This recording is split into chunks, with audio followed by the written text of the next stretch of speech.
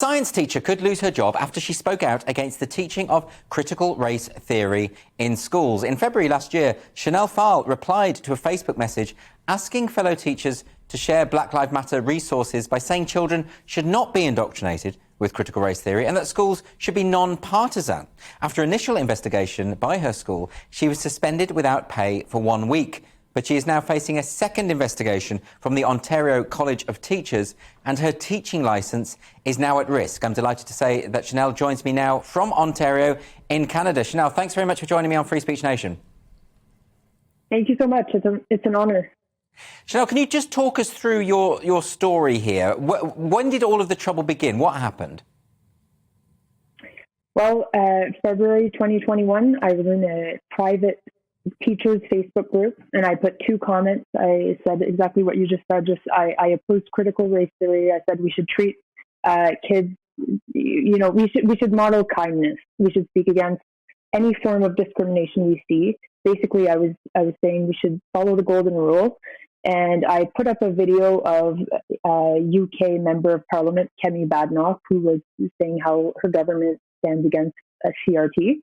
And the next day I went to school and I was handed a letter at the end of the day saying I was under investigation. A month later, this resulted in my week-long suspension without pay. And now it's the same story again. For the same comments, I'm being investigated and my teaching license could be at stake. So talk me through the situation in Canada at the moment. I mean, you mentioned Kemi Badenoch there in Parliament here in the UK, making clear as a minister that the teaching or the promotion of critical race theory, because it's an ideological and political perspective, is illegal in UK schools, as it would be for any ideology, Marxism, whatever. But in Canada, it sounds a bit more as though there's an expectation that teachers ought to teach this. Am I right about that? Yeah, it's encouraged. It's teachers are, we're encouraged to teach concepts such as white privilege, white fragility. We encourage, we talk about BLM. There's all of these things happening, and I think that it's not even viewed as a political thing. It's almost viewed as just the moral. It's the one and only moral truth. So it's accepted. But that's an interesting point, isn't it? Because the originators of critical race theory, the likes of Derek Bell and Kimberly Crenshaw, they themselves would admit that it is essentially political. And it does feel as though there's a misunderstanding of what it is now. And it's almost has a kind of pseudo-religious quality. In other words, all white people, including white children, are complicit in white supremacy, whether they like it or not. All black children are oppressed, whether they like it or not. And this creates a lot of division within the classroom. Why has this been taken on faith? Well, I think that the language has been hijacked. People think that they're supporting an ideology that's, based on just treating everyone the same and all of this. It's called anti-racism. I mean, who could be against anti-racism? It sounds so good, but they maybe aren't aware of the kind of theoretical background to this, and so and I mean, the threat of being accused of racism is a big one. It prevents people from speaking now because they know that if they say anything that's politically incorrect, they're going to be slammed. I mean, I have gotten death threats since I published my article about what was happening. I've gotten people have called me racist. They've called me homophobic. All of these things that regular people don't really want to maybe withstand. I mean, I see the dangers of this ideology, so I'm willing to take it. I know that I'm not those things, so I'm standing my ground. But I mean, most people don't really want to deal with that. Well, it's such a damaging accusation, isn't it? That to call you racist when you're not racist and haven't said anything racist, it can be career-ending.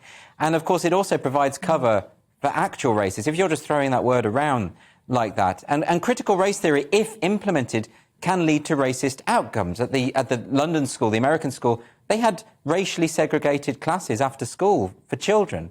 I mean, it feels so regressive to me. Do you share that view? Absolutely. It's very, very regressive. I think that we should get back to just teaching, treating everybody the same regardless of their skin color. And I don't think that that's a controversial statement. 10 years ago, everybody would have agreed with that. But now it seems like it's completely wrong. I mean, a few days ago, there's somebody, I don't know who he is, but a fellow Twitter person screenshotted my Twitter profile, which says that I believe in equality and not in equity. And he called me a racist teacher, I presume based on that statement. So it's very odd what's happening, and I don't think that people are necessarily seeing how dangerous it is. Accused of being racist because you say you believe in equality for everyone. I mean, it is baffling, isn't it? Do you feel, obviously it's a horrible situation you're in, are you optimistic that ultimately you will have the right resolution, the resolution that sees you vindicated? Yeah, eventually I think I will be vindicated. I mean, I don't think I would be necessarily speaking out if I didn't see that my actions could lead to positive change. I truly believe that people are just not aware of what's happening, and they just need to be informed. I mean, these things have been repeated throughout history. When you look at the Soviet Union and Mao China and all of that stuff, it's all the same kind of ideology that's being recycled. And we just need to kind of make people realize that that's happening again. We have good intentions. I don't think people, are trying to screw up society, but their actions are going to lead us in a very dark, down a very dark path. Well, I think it's very important that we continue to have these conversations, and I do hope everything works out for you.